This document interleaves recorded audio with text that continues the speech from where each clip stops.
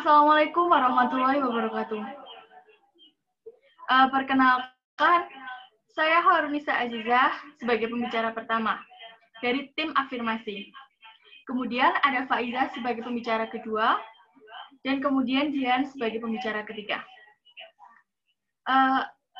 Saya pembicara pertama dari tim afirmasi akan menyampaikan pidato saya.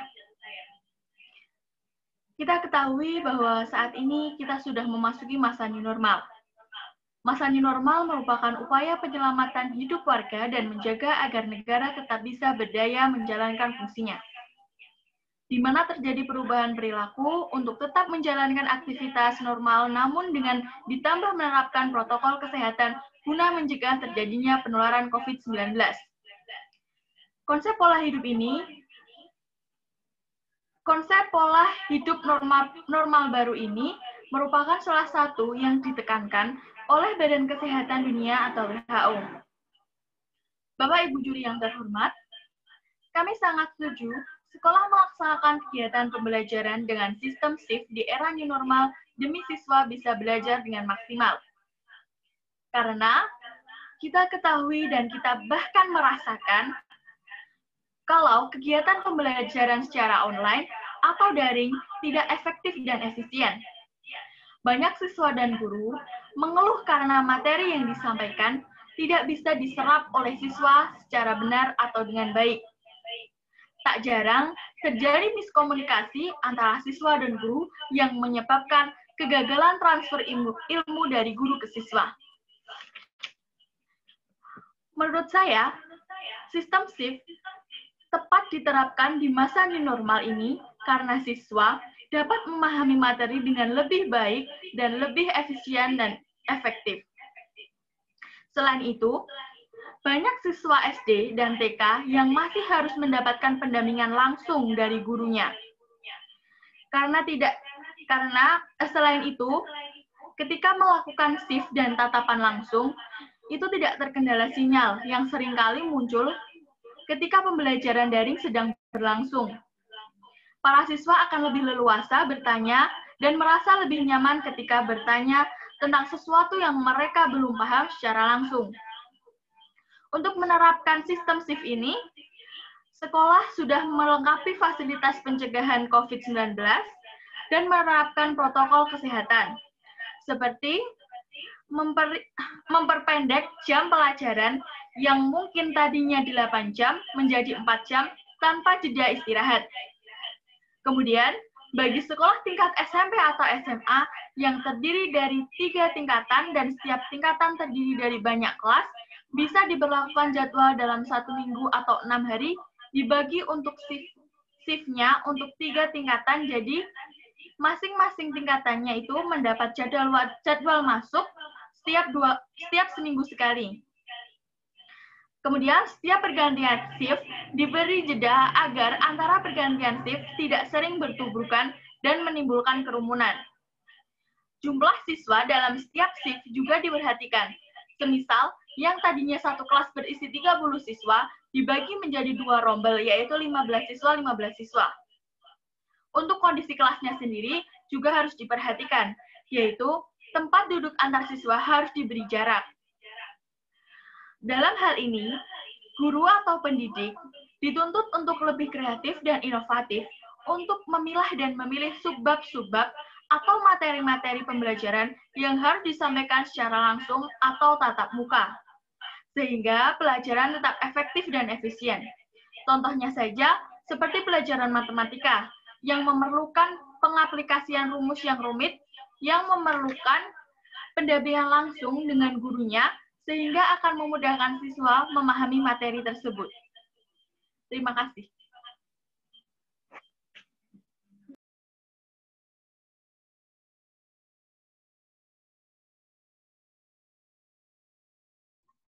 Baik, Assalamualaikum warahmatullahi wabarakatuh. Perkenalkan, saya Rizka Rustu Agustina sebagai pembicara pertama dari tim oposisi. Tugas saya adalah menjelaskan dan mengutarakan dasar argumentasi tim kami. Di sebelah saya ada Retno Fitria Artanti sebagai pembicara kedua. Tugasnya adalah menguatkan argumen tim oposisi tim lawan. Sebagai pembicara kedua yang tugasnya yaitu menanggapi argumentasi tim lawan. Menguatkan argumen tim kami dengan contoh dan fakta-fakta berdasarkan berpikir tim pro. Selanjutnya ada Taufik Hana Hidayat sebagai pembicara ketiga akan menanggapi kembali tim afirmasi, kemudian juga menguatkan argumentasi dari tim kami.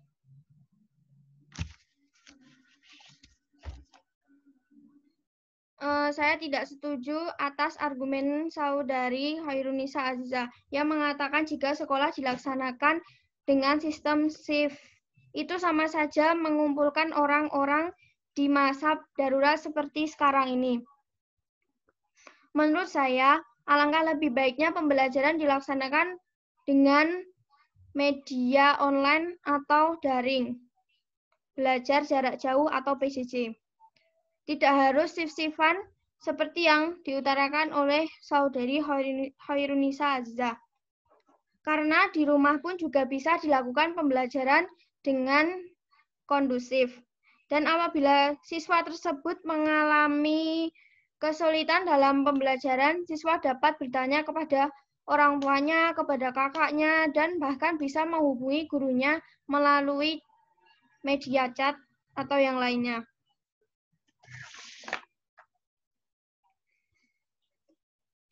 Itu sangat membantu dalam siswa dalam pembelajaran tersebut.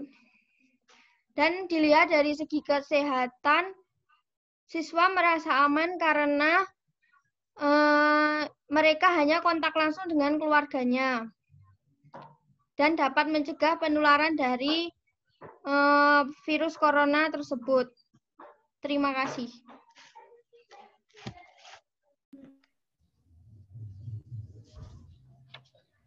Saya pembicara 2 dari tim afirmasi.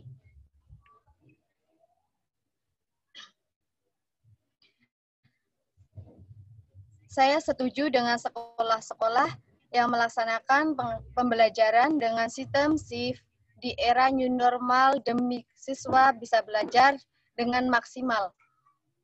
Untuk menghindari penyebaran COVID-19, sekolah dibuat sistem shift. Sistem shift ini diatur sejumlah siswanya hingga satu kelas berisi 18 sampai 20 siswa. Tidak semua siswa hadir di sekolah, tetapi jadwalnya diatur secara bergiliran per kelas.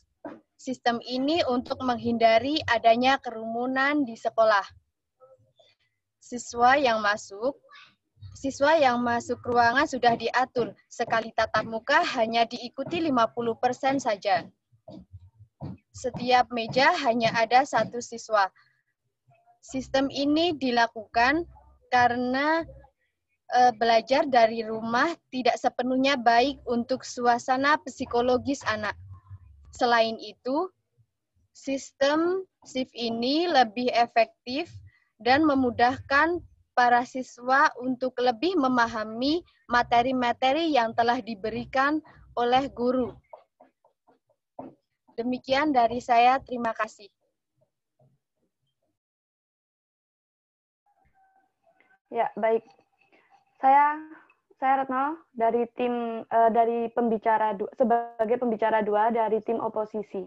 Di sini saya tidak setuju kalau sekolah menerapkan sekolah shift dalam masa new normal ini, karena selain itu tidak aman, orang tua juga khawatir akan kesehatan siswa yang akan kembali beraktivitas di sekolah. Kurangnya kesadaran pada anak-anak menjadi salah satu pemicu kekhawatiran orang tua. Kurangnya kesadaran anak-anak pada pentingnya menggunakan protokol kesehatan tanpa didampingi orang tua akan mengakibatkan rentannya siswa akan terinfeksi virus COVID-19. Meskipun beberapa guru dan sekolah yang telah menyanggupi dan sudah siap akan mendampingi siswa dalam melaksanakan protokol kesehatan tersebut, tetapi banyak orang tua atau wali murid tidak setuju bila sekolah kembali aktif pada masa new normal ini, yang mana penyebaran virus tersebut sangat cepat dan jumlah yang semakin meningkat. Dengan diberlakukannya shift atau pengajaran dibagi menjadi 2 gelombang juga akan menimbulkan perdebatan di kalangan pendidik. Tidak sedikit yang berpendapat bahwa diberlakukannya 2 gelombang atau shift, pendidik akan kekurangan jam istirahat yang akan berpengaruh kepada kesehatan pendidik nantinya. Contohnya seperti dengan adanya 2 shift ini, tugas pendidik itu menjadi lebih berat karena mereka mengajar 2 kali, yaitu shift pertama dan juga shift kedua. Itu juga akan membuat pikiran sang pendidik tersebut menjadi lebih cepat. Interupsi.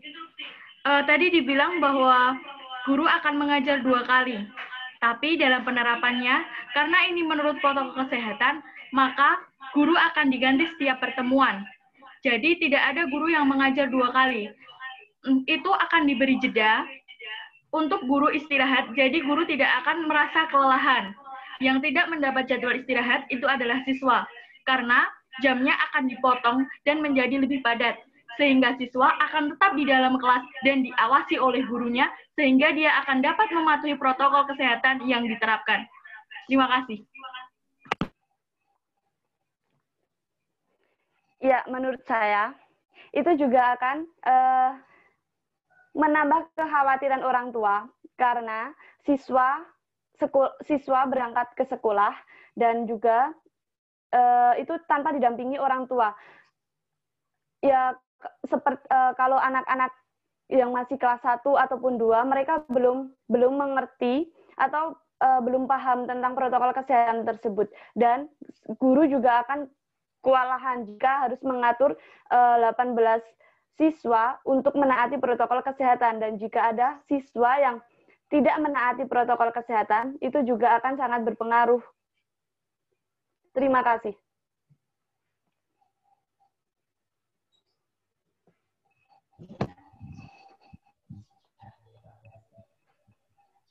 Baik, terima kasih untuk pembicara 3 dari tim oposisi.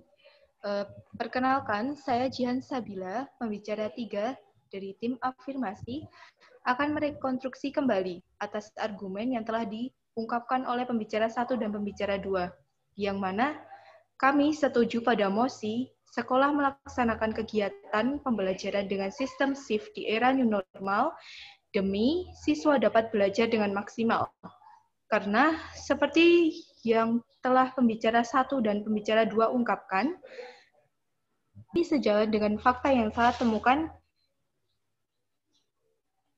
dan hal ini sejalan dengan fakta yang saya temukan di lapangan, bahwa saat ini, lebih tepatnya pada bulan Juli 2020, pemerintah telah mengeluarkan peraturan Kemendikbud dalam SKB 4 Menteri yang dibuat oleh pemerintah Kementerian Pendidikan dan Kebudayaan, bahwa berisi tentang penyesuaian pembelajaran di tengah pandemi COVID-19.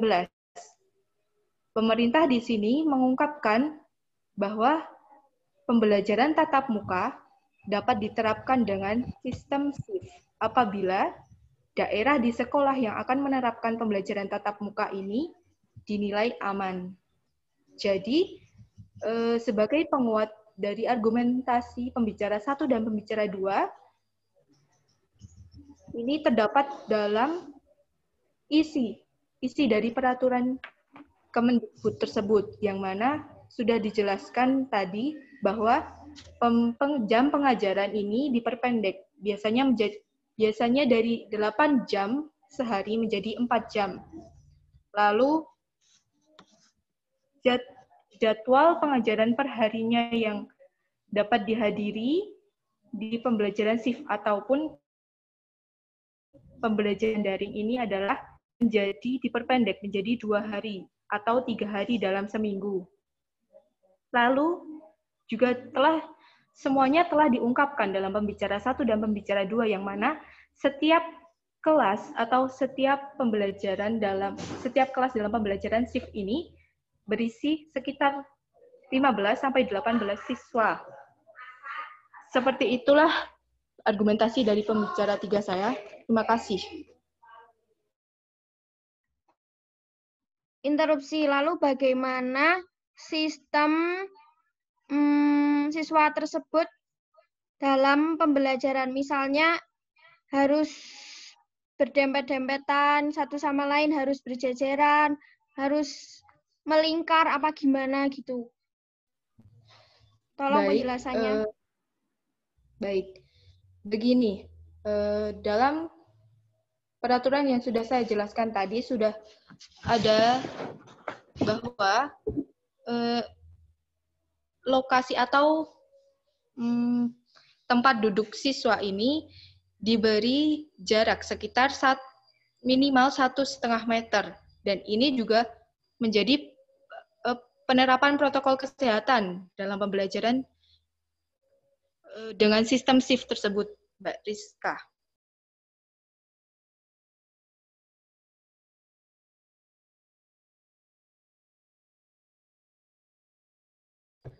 Apakah bisa diterima? Baik, bisa diterima.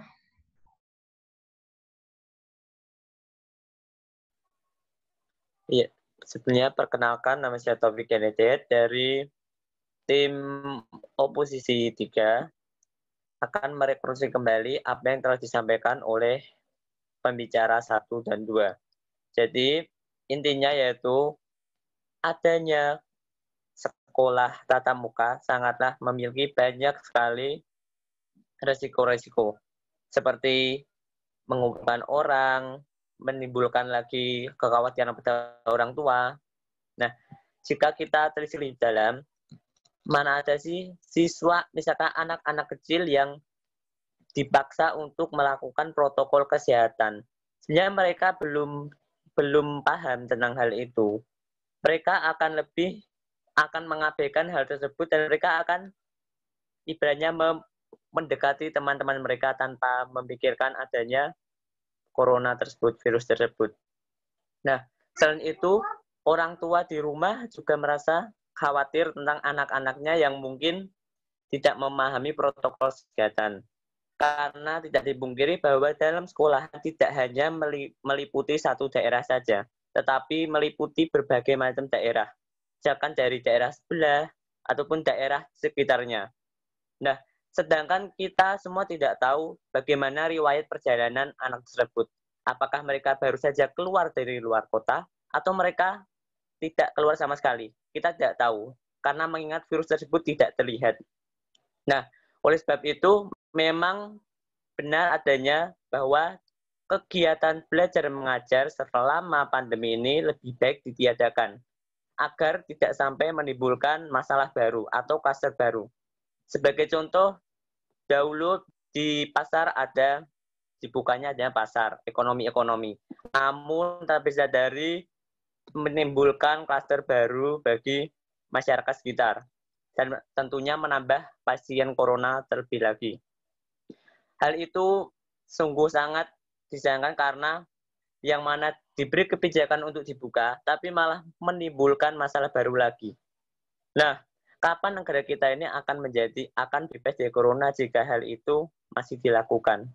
Apakah pemerintah bisa menjamin adanya dengan menerapkan adanya peraturan tentang menerapkan protokol, apakah akan menjamin siswa akan melakukan hal tersebut? Terlebih lagi bagi siswa yang notabene masih di bawah umur atau notabene masih dalam sekolah dasar yang belum mengerti adanya hal tersebut. Jadi kami dari kelompok oposisi lebih setuju dengan adanya pembelajaran secara daring seperti itu. Terima kasih.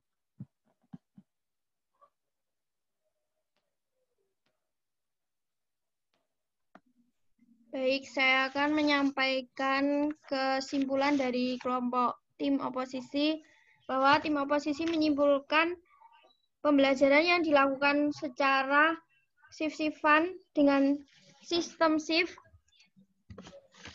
itu akan berdampak di dalam kesehatan anak.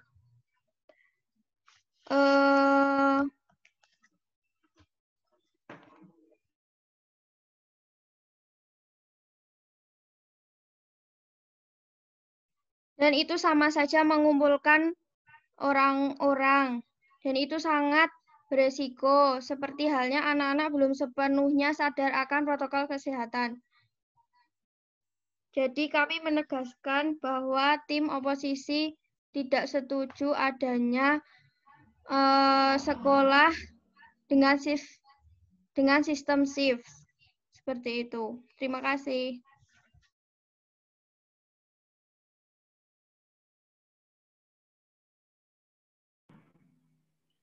Baik, kesimpulan dari kelompok afirmasi dari mosi kali ini yaitu kami tetap setuju bahwa sekolah melaksanakan kegiatan pembelajaran dengan sistem shift di era new normal demi siswa bisa belajar dengan maksimal.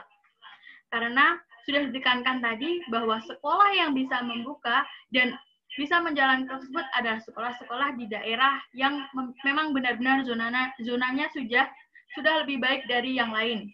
Kemudian sekolah tersebut juga sudah menerapkan protokol kesehatan. Selain itu, siswa-siswa juga akan lebih dapat menerima materi secara baik ketika disampaikan secara langsung.